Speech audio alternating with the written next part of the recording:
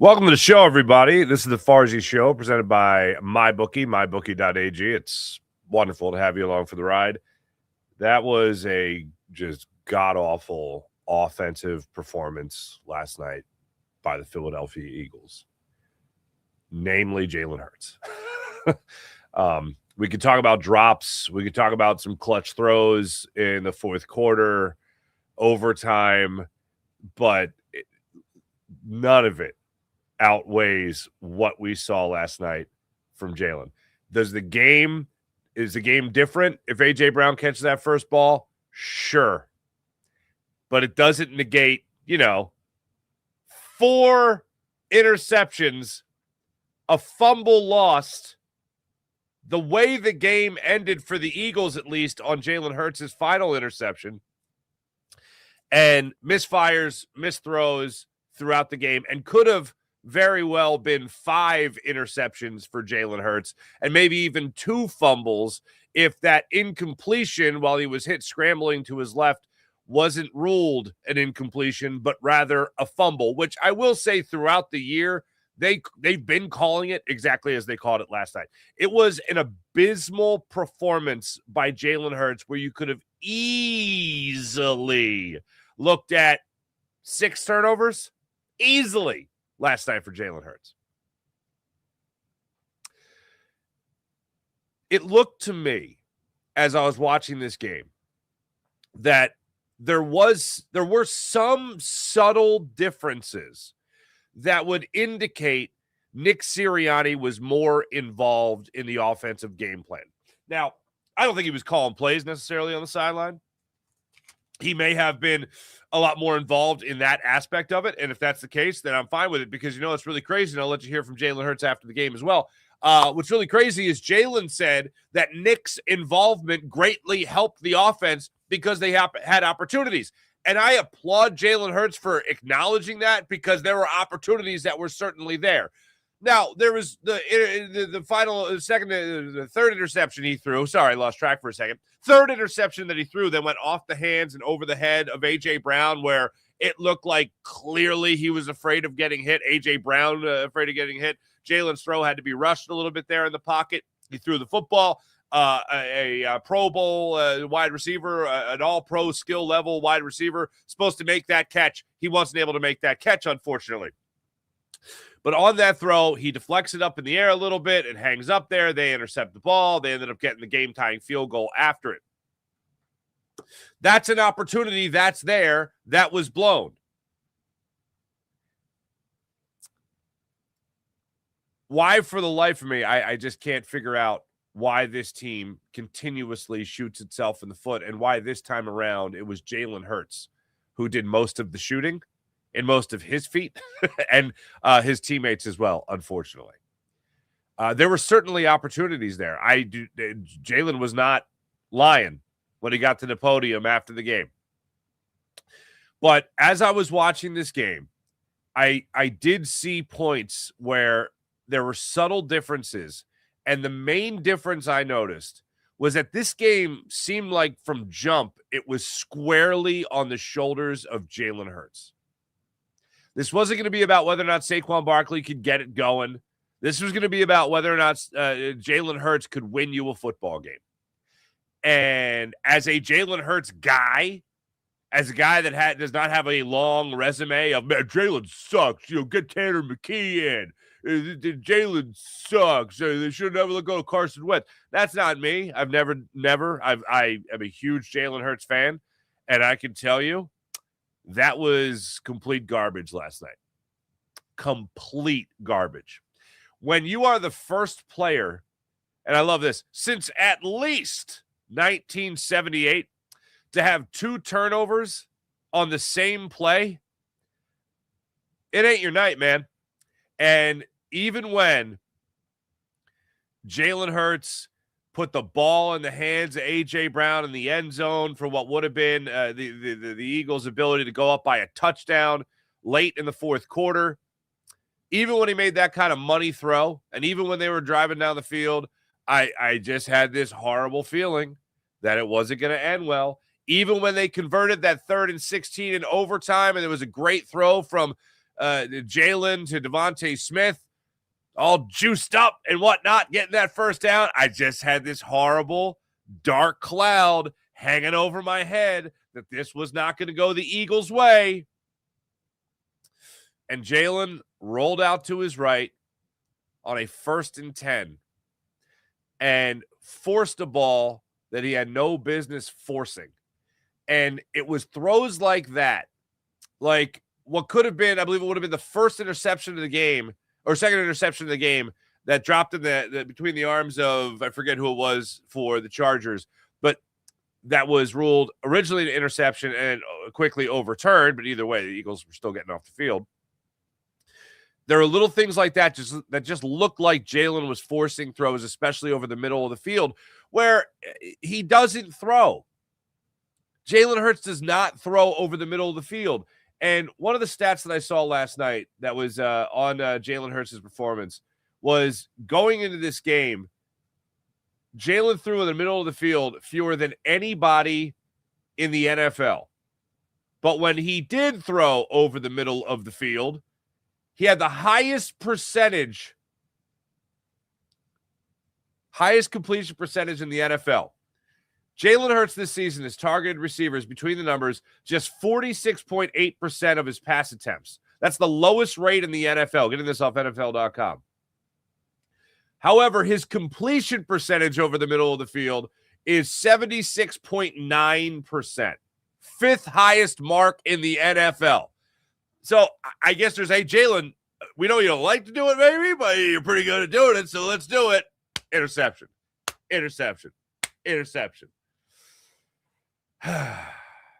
Or near interception, I should say. It ain't great. And if there was one particular play, there's two things that Jalen Hurts did yesterday that really just pissed me off. One was the interception that he threw to the defensive lineman when they only rushed 3, I think it was. And then it was a 3rd and 2. First off, this play on the two turnovers on one play, this absolutely summed up the Eagles season. Because I had no idea what they were doing offensively on a 3rd and 2 when they go with the empty backfield, which I just hate. They did something similar against the Cowboys. I think it was Will Shipley actually in the backfield. But I'm like, if you got Will Shipley in the back, they know you're not running with Will Shipley on a 3rd and 2. So anyway, they go empty backfield this time. So they know that they're not running the football. There's no running back there. All you got to do is stop Jalen Hurts. And if he doesn't just, run the quarterback draw, which is I wish they were running at this point, then they know what's going. They know what's going on. So they drop their lineman back. Jalen puts it right in his belly. Interception. Will Shipley forces the fumble because he was lined up on the outside. He comes in, forces the fumble. Jalen picks it up. Now, I think any rational-minded quarterback, or let's just say human being, who lucks out in turning the football over and then magically possesses the football again, I think most people would go, I'm going to count my lucky stars, and I'm just going to fall down with this football in my hands. Not Jalen. Jalen, for the first time in a long time, did something in this game twice, and this is what pissed me off. The two most things, like I said, he went back to hero ball, and he tried to pick up that football and do something with it, and he did do something with it. He became historically known for something that you don't want to be historically known from. And that's, again, being the first player since at least 1978 to turn the football over on one play. And then he tried to play hero ball again. And this was in overtime. The Eagles are trying to get into the red zone. I think they're at the 18-yard line on this particular play. And this is when, for some reason, they're on the 17-yard line, excuse me. Jalen gets the snap, rolls right, has Dallas Goedert. Now, the thing that drives me crazy about this is 1st and 10, man. It's 1st and 10. You're in field goal range. You have a tie in your back pocket. Not that you want it. 1st and 10, you roll right. You see Dallas Goedert. You got time on the clock. Just get the ball to Dallas Goedert. Just right there, man. Get 3-4 yards right there. Boom. And instead, he goes Jahan Dotson on what would have been maybe the 2-yard line. Maybe he squeaks it in the near corner of the end zone, or far corner of the end zone, I should say. And he goes for Dotson. And just then, Cam Hart, a guy who had just ripped our hearts out pretty much all game, just sticks his hand out there and deflects it just enough to see Jefferson swoop in and intercept that ball and clinch the game for the Chargers. It was a bad throw. It was a worse decision. Jalen Hurts looked like a guy that was resorting back to playing hero ball. And in a way, I even said this going into the game. In a way, Jalen's got to be a star in this game for you to win this game. And if Nick Sirianni is taking over more control of the offense, if Nick Sirianni is more involved in the offensive game plan and maybe even play calling, maybe that's one of the things that he wanted to do, which was say, Jalen, you got to win us some football games. You can't be afraid to throw the interception. Not that many interceptions, but you can't be afraid to. Yeah, I'll give you one interception. Don't be afraid to throw one interception. Just don't throw 4. Don't go close to 5, please, in the game. And it was the worst possible outcome. Going into this game, so me, Seth, and Gunner, we get done pregame, and we're just talking, we're all talking about how we just want to see Jalen do well. We want to see really the Eagles play well, and we want to see Jalen do well so we can stop with taking the comments of Tanner McKee this, Tanner McKee that, and see a guy basically get back to a form that will help you win a Super Bowl and give you optimism and faith that for the last 5 games of the season, hopefully including last night, it'll show you why this team could be a Super Bowl contender again. Well, obviously that did not happen. And the exact opposite happened. The defense made you feel a lot better about where the defense is at, albeit playing against a one-handed quarterback. But still, nonetheless, the defense showed up last night and got to Justin Herbert 7 times. 7 sacks with no Jalen Carter. What? Yes. Jordan Davis stepped up. Jalen Hunt stepped up. Jalen Phillips got his hand in there for an interception with Adoree Jackson. This defensive line balled out last night. And they had a smattering of different. Justin Herbert was your leading rusher for the Chargers last night. That's got to make you feel good as a defense. And it was the offense that just let you down again. I look at this game, and you could rank things that, why they lost this game. There's no denying number one is Jalen Hurts. And Jalen did not sidestep anything when it came to taking responsibility after the game. I didn't play enough. I didn't play well enough. Too many turnovers. Lots of opportunities, especially when we get on the other side of the 50, and I wasn't able to, get us in the box. Yeah. It looked like the game from start to finish was all on his shoulders. There wasn't going to be a lot of help with Saquon. It was going to be all about Jalen making throws. And it looked like the Eagles, and I'm glad in a way they did this. They challenged Jalen, and he absolutely failed that challenge. I told you the 2 plays that really just pissed me off the most. If you're looking for other reasons why they lost this game, I won't even say reasons why they lost this game because there's one big fat reason as to why they lost this game, and there's 5 turnovers by your quarterback. But the reason they lost this game is that other things I really hated in this game. A.J. Brown. A.J. Brown on the first play of the game actually hustled. He hustled. The route that he ran wasn't there. Saw Jalen still had the ball in the pocket and saw that Jalen somehow miraculously still had time to throw the football, and Jalen threw the football, and he let it rip downfield.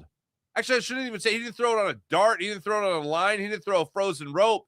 He lofted it up there to A.J. Brown, and Butterfingers dropped the ball.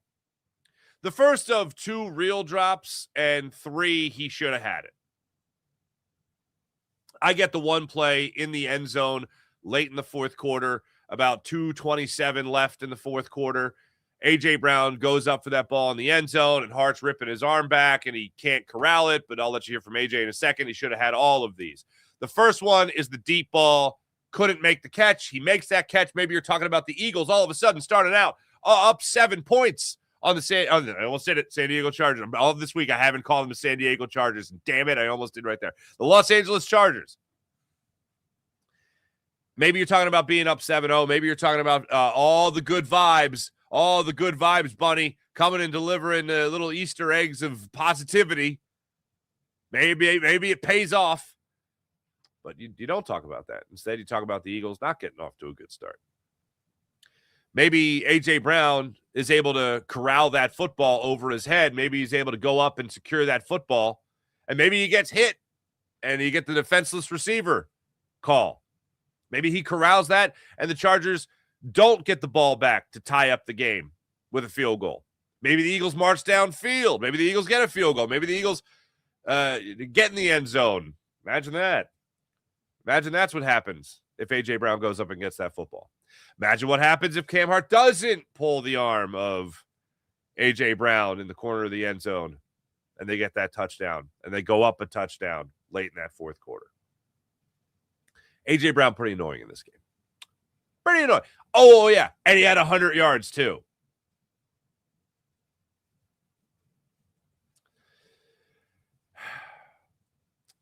I mentioned not liking the play calling on the 3rd and 2 that eventually led to the 2 turnovers on one play.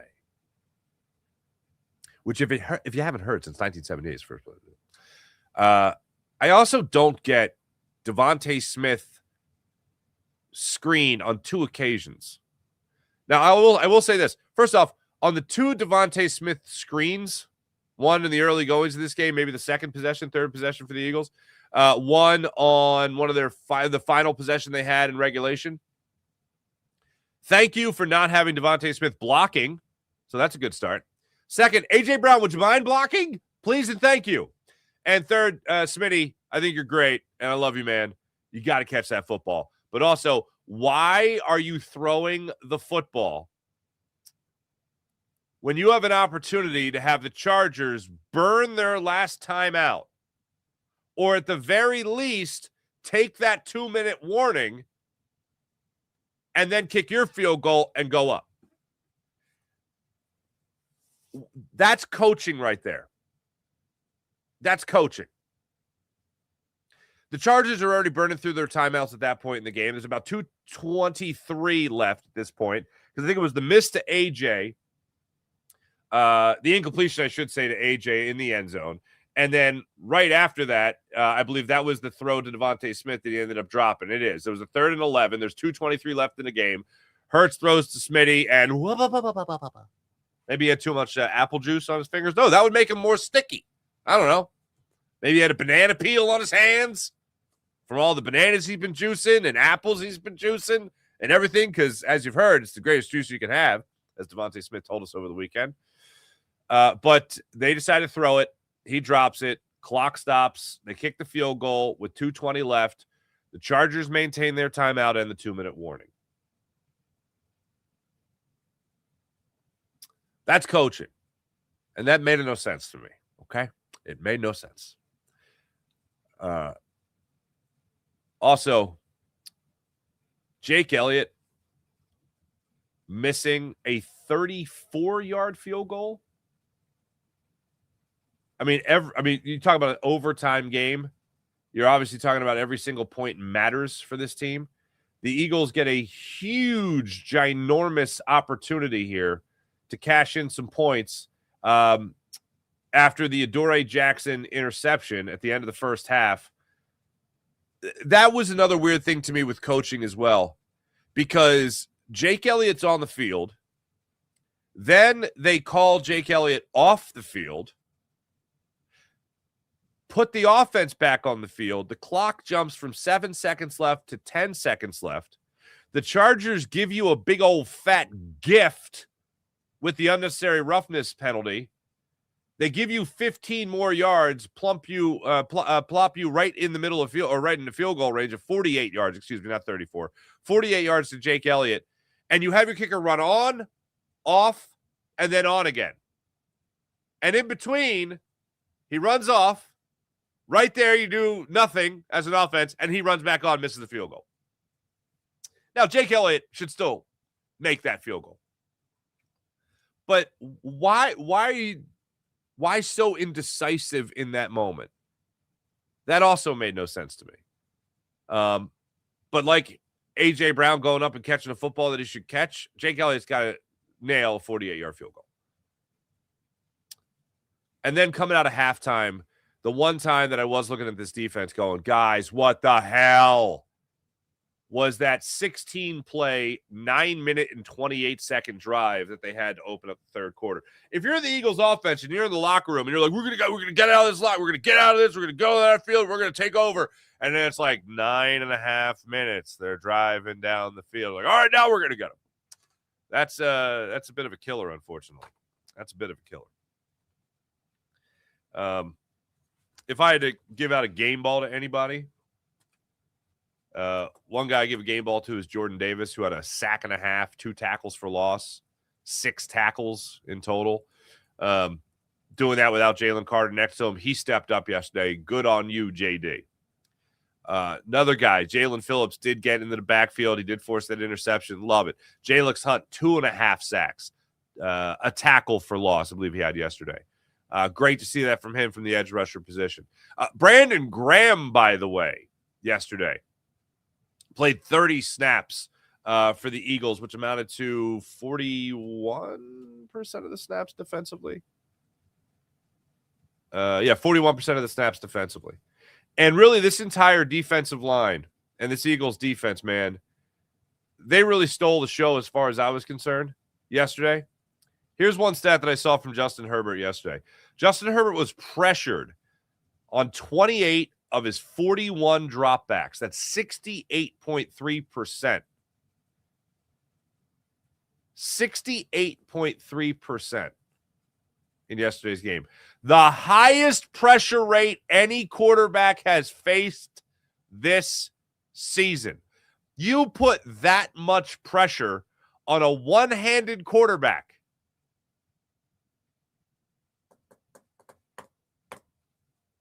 and still couldn't corral this win, unfortunately. And then just as an aside, because there's 2 questions I have here that you could file under what took so long. All right, let me get this first one out of the way because it's a smaller one. The what took so long, okay? This is a segment of the show that's called What Took So Long. Britton Covey, was with this Chargers team. They cut him in August. The Eagles signed him to their practice squad just before the season started.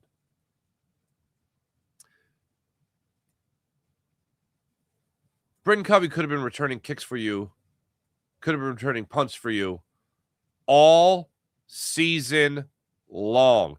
And I know he had a fumble yesterday, but he did recover it.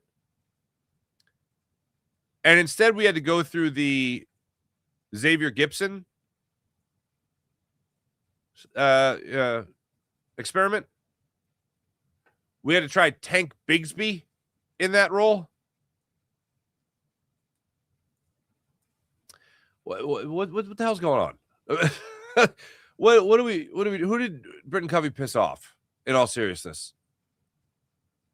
Hit over 100 yards in returns yesterday. He averaged 22 yards per return. Like, what are we doing? What the hell took so long in getting him on the football field when he was on your freaking practice squad, folks? Number 2, in what took so long, Nick Sirianni getting more involved in the offense. I'm sorry to do this again because I know it sounds so unbelievably disrespectful to ask this question, but I'm gonna go ahead and ask this question. Okay, what is it you say you do here, Nick Sirianni? What is it you say you do here, really? You have people skills? You're good at dealing with people. Well, I don't want to jump to conclusions, okay? But I'm going to go ahead and assume that you clap loudly and that you run a hell of a meeting. Because the offensive strategy, apparently, you haven't had a lot to do with. Play calling, you haven't had a lot to do with. And just now, with your offense looking nothing like they looked last year, the dominant force to impose on other teams, now you decide to jump in and get more involved. All right. First, let's just listen to Nick Sirianni real quick after last night's game, talking about, hey, the report out there about you being more involved. What's going on there? Yeah, again, I'm the head coach, so my attention goes to places that I feel like it needs to go. This week was with the offense, and I'll continue to go in there with those guys and grind it out through the weeds with them, and continue to move forward with that. I thought we moved the ball and did a lot of good things today, but again, we didn't finish drives, and when we didn't for multiple reasons, and had some turnovers for multiple reasons. So yeah, you did. So you just got involved now, and you say you're the head coach of the football team. You're going to go to where you think the team needs you. Well, I'm going to go ahead and assume that if you ever poke your head in the defensive room, Vic Fangio will be like, what are you doing? What are you doing here? I was just curious. Just curious. Want to see what you're doing. So you're not going over there. What have you been doing all season, Nick? Because here's the thing that really bugs me. And I love that Jalen acknowledged this, because some people might not like this, but I rather the quarterback come out and tell you, because I actually agree with the quarterback. Now, there's coaching questions that I just highlighted for you, but I'd rather the quarterback come out and tell you, no, this new thing we were doing, it was creating opportunities. And I just couldn't help but going, hey, spirit of giving, here's the football. Jalen Hurts on Nick helping out the offense. These changes benefit the offense. I think we had a lot of opportunity out there. Nick stepped in, and I think he played a very good role this week, provided some structure and kind of organized some things for us.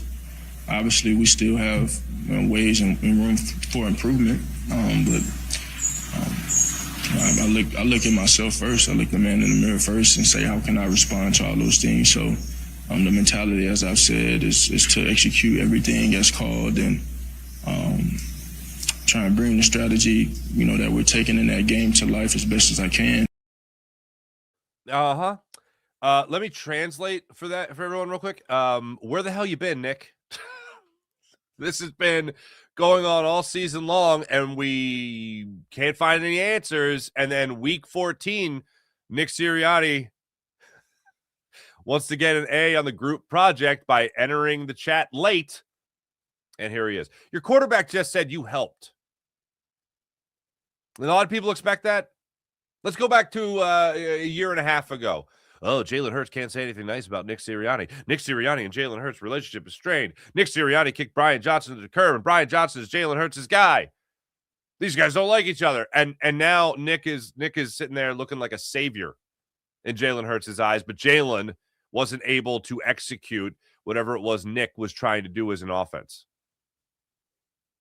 And there's one more phrase. I want to get it in here. Let me changes benefit the offense. I think we had a lot of opportunity out there.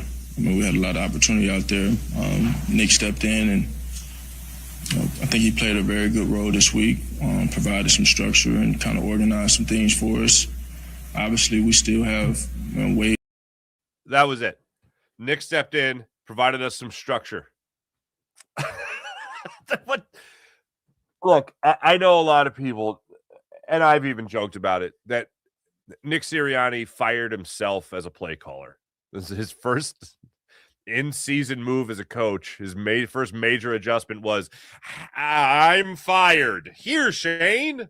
That was his first, big thing, right?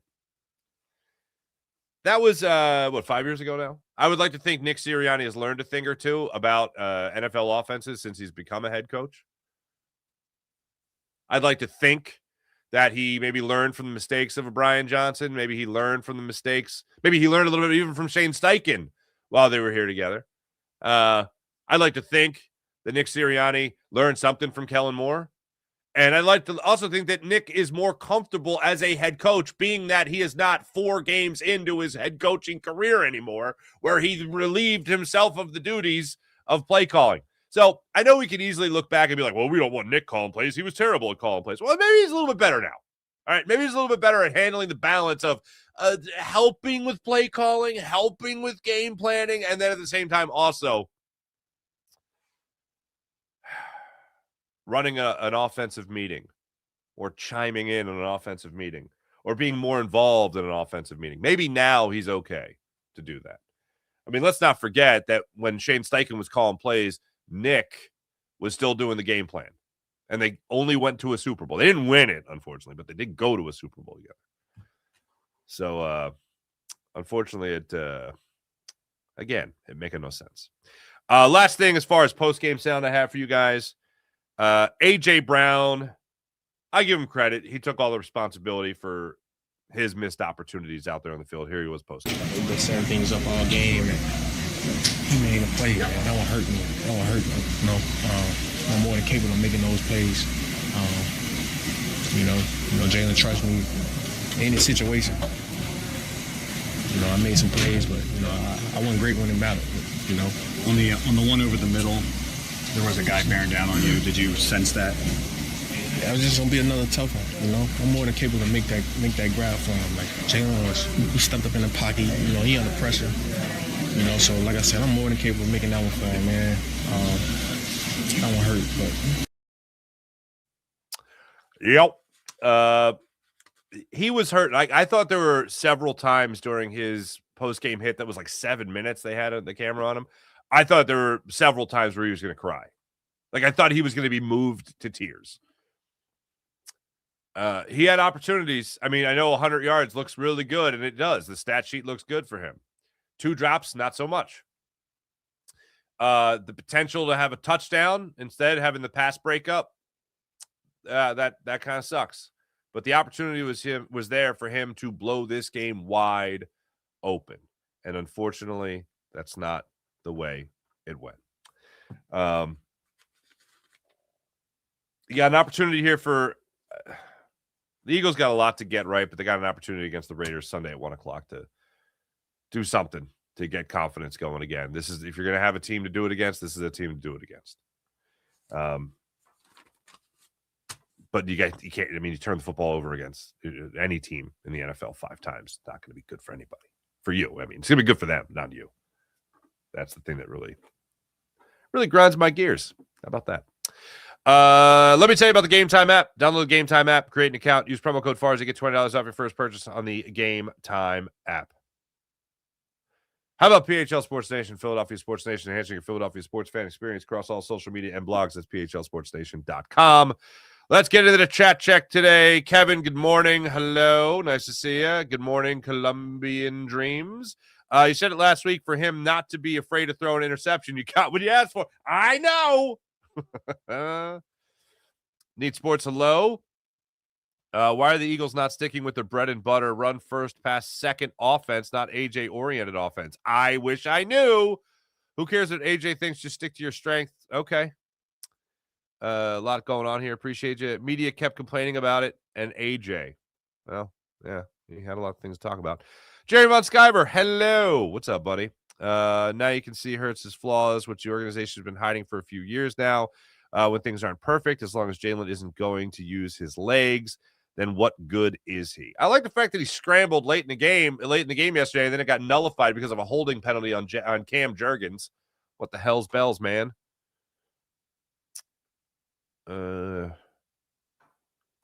Bad game by Jalen. He has his flaws like every quarterback, still confident. I'm still not changing quarterbacks. Like, I still think that's bonkers.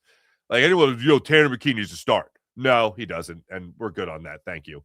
And don't make me say mean things about Tanner McKee because I like Tanner McKee. 4 games in a row now that Jalen has struggled. This is true. Hey, from Margaret about Jason losing his helmet during that season. Yeah, he lost his helmet. That's the ticket. Why is Jalen all of a sudden turning the football over at an alarming rate? Trying to play hero ball, it looks like to me. Mullet Alvarado. Tough L. Have a good day, Forza. Thank you, Mullet. Nice to see you. Late stage Russell Wilson I'm seeing in the chat. God, I hope not. Thanks to everyone in the chat. You guys are wonderful as per usual. Fox 29 hit today, 7:45. I hope you guys have a wonderful day. I'll be back with you guys later today for Locked On 76ers coming up at 10 a.m. this morning. Until then, try to enjoy your day, folks.